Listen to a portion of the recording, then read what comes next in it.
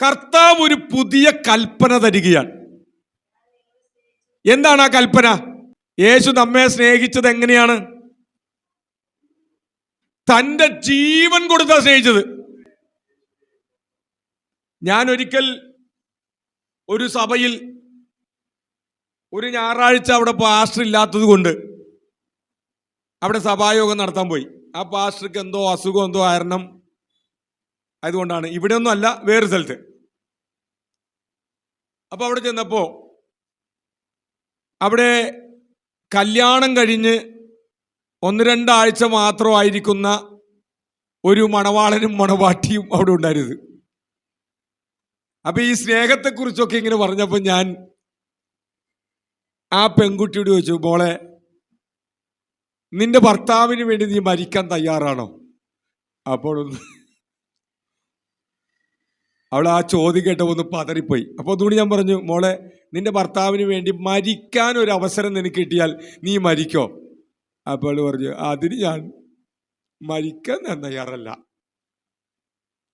അവനോട് ഞാൻ ചോദിച്ചു, അവനും പറഞ്ഞു, എനിക്ക് അവളോട് സ്നേഹമൊക്കെ ഉണ്ട്, പക്ഷെ അവൾക്ക് പകരം മരിക്കാനൊന്നും അതൊന്നും എനിക്ക് പറ്റില്ല.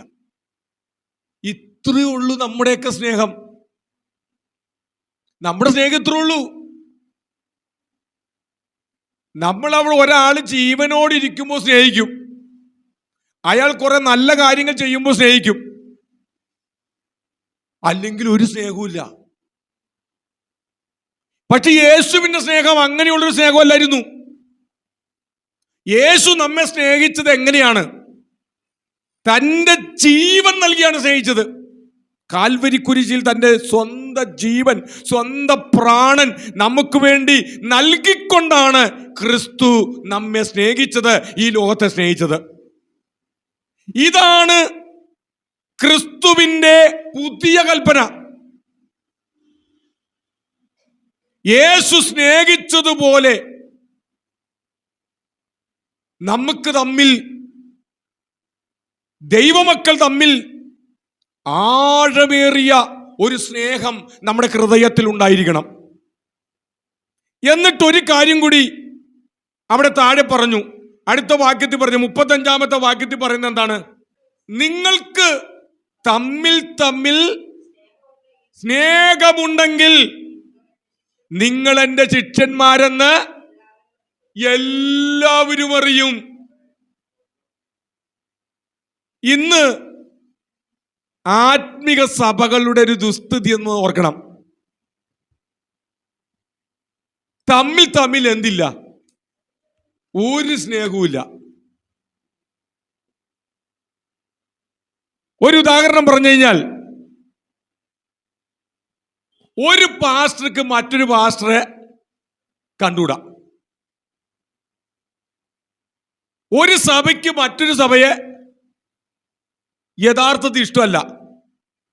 അവരുടെ സഭയിൽ ആത്മാക്കൾ വരുമ്പോൾ, സ്നാനങ്ങൾ നടക്കുമ്പോൾ കുശുമ്പാണ്. എന്താ കാരണം? തമ്മിൽ തമ്മിൽ ക്രിസ്തുവിന്റെ ആ പുതിയ കൽപ്പന ആയിരിക്കുന്ന സ്നേഹമില്ലാത്തതുകൊണ്ടാണ്. അതാണ് സത്യം. നമ്മുടെ ഈ പെന്തക്കോസ് സഭകളെല്ലാം എടുത്തു പഠിച്ചോ, പരസ്പരമായ യഥാർത്ഥമായ നിഷ്കളങ്കമായ ഒരു സ്നേഹം തമ്മിലില്ല. പിന്നെ കൂടുമ്പോ കൂടും. ഐക്യ പെന്തക്കോസ്ത് കൂട്ടായ്മ എന്നൊക്കെ പറയുമ്പോൾ എല്ലാവരും ഐക്യ കൺവെൻഷൻ നടത്തും, എല്ലാവരും അങ്ങ് പൊക്കി പറയും.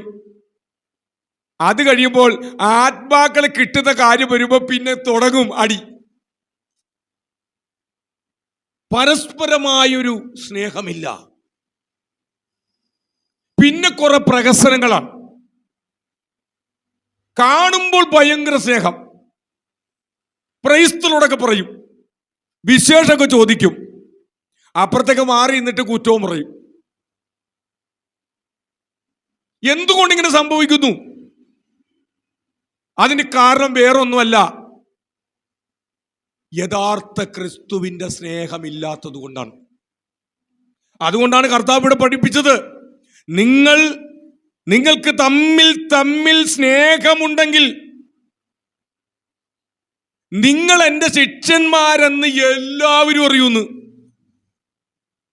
ഈ എല്ലാവരും എന്ന് പറയുന്നത് സഭയിലുള്ളവർ മാത്രമല്ല, സഭയ്ക്ക് പുറത്തുള്ളവരും അറിയണമെങ്കിൽ, ഇവർ ക്രിസ്തുവിന്റെ ശിഷ്യന്മാരെന്ന് അറിയണമെങ്കിൽ എന്തു വേണം?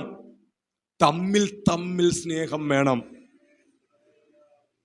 ഇന്ന് വലിയ മെഗാസഭകളിലൊക്കെ ചെന്ന് കഴിഞ്ഞാൽ ഉള്ള സ്ഥിതി എന്നറിയാമോ? അവിടെ ഉള്ളവരോടൊക്കെ സംസാരിച്ചിട്ടാണ് ഞാൻ പറയുന്നത്.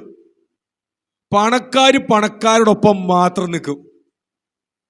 പണക്കാര്, നല്ല വീടും സാമ്പത്തികവും ഉള്ള, നല്ല കളറുള്ള ആൾക്കാരെല്ലാം ഒരു ബെൽറ്റാണ്. അവര് പരസ്പരം മിണ്ടും, കൈ കൊടുക്കും, ഒരാളുടെ വീട്ടിൽ മറ്റുള്ളവർ പോകും, അവരെ വിശേഷം ചോദിക്കും. പക്ഷേ ഒരു കഴിവില്ലാത്ത ഒരു ദരിദ്രനായുണ്ടെങ്കിൽ അവന് മൈൻഡ് പോലും ചെയ്യില്ല. നിങ്ങൾ പഠിച്ചോ? അവിടെ ചോദിച്ചോ? പറയുമെന്താണ്? 5000 പേരുള്ള സഭ, 10,000 പേരുള്ള സഭ, മെഗാ ചർച്ചിന്റെ വാസ്തനാണ്. പക്ഷേ സഭയ്ക്കുള്ളിൽ ഒരു സ്നേഹവുമില്ല.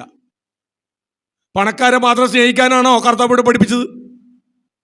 എല്ലാവരും സ്നേഹിക്കാനല്ലേ? നിങ്ങൾക്ക് തമ്മിൽ സഭയിലുള്ള എല്ലാവരും തമ്മിൽ എന്ത് വേണം? ആഴമേറിയ ക്രിസ്തുവിന്റെ സ്നേഹം ഉണ്ടാകണം. അപ്പോഴാണ് മറ്റുള്ളവർ പറയുന്നത് ഇവരാണ് യേശുവിന്റെ ശിഷ്യന്മാരെന്ന്. ഞാൻ പറയട്ടെ പ്രിയപ്പെട്ടവരെ, നമുക്ക് തമ്മിൽ സ്നേഹമില്ലെങ്കിൽ നമ്മൾ കേവലം വിശ്വാസികൾ മാത്രമാണ്. ഞാൻ എൻ്റെ പ്രസംഗം തുടങ്ങിയപ്പോൾ പറഞ്ഞു, ഒരു വിശ്വാസിക്ക് ആഗ്രഹം അവൻ്റെ പ്രാർത്ഥനാ വിഷയങ്ങളൊക്കെ ഒന്ന് നടത്തി കിട്ടണം. പാസ്റ്റർ പ്രാർത്ഥിച്ച്, സഭ പ്രാർത്ഥിച്ച്, അവരുടെ വിഷയങ്ങളൊക്കെ നടത്തി കിട്ടി, സ്വസ്ഥം, സമാധാനം. പക്ഷെ അതല്ല, അതിനുമപ്പുറമായി നമ്മൾ പോയേ പറ്റൂ. നമ്മൾ വിശ്വാസി എന്ന ലെവലിൽ നിന്ന് മാറി ക്രിസ്തു എന്ന ശിഷ്യനായി മാറണം. അത് മാറണമെങ്കിൽ പ്രിയപ്പെട്ടവരെ വേറൊന്നും നമ്മൾ ചെയ്യണ്ട. തമ്മിൽ നമുക്ക് എന്തുണ്ടായിരിക്കണം? സ്നേഹമുണ്ടായിരിക്കണം. അപ്പോഴാണ് ഒരു ക്രിസ്തുവിന്റെ ശിഷ്യനെ നമുക്ക് തരം തിരിച്ച് അറിയാൻ കഴിയുകയുള്ളൂ.